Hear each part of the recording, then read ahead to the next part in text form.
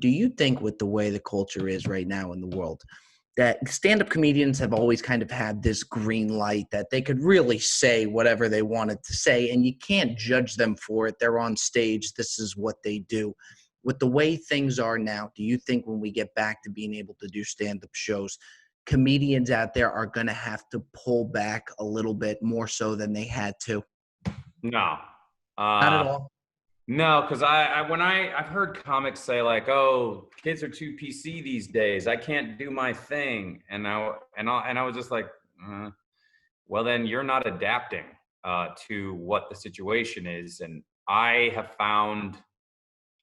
not found that. I find that I don't know if there's ever been a time when because comedians get asked that have been told that or asked that for a long time where it wasn't I never heard an interview with, I don't know, with Richard Pryor in the 70s where they were like, isn't it great we live now when you can just say anything you want out loud anytime? True. And I don't think that ever was the case. And I think the older generation of comics see new people coming up and going like, these kids, I don't know about these kids, we can't do what we used to do. And I think that's just a thing that happens because comedy always finds a way, and I think you just have to adapt to it. And so I don't think they're going to look back on this time and go, and this is when comics really restrained themselves. The only time that happens is if you live in a tyrannical government where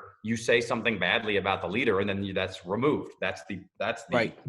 That's when you go down.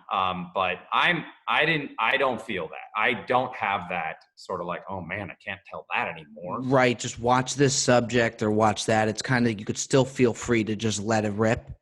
Yeah. I mean, it's more sort of like, oh, if I feel weird, like, should I talk about this subject? Then I'll bring that up on stage. It's like, should we talk about that? Let's work out what can be said. So I think you just have to, if you're a good stand-up, you just have to work hard all the time.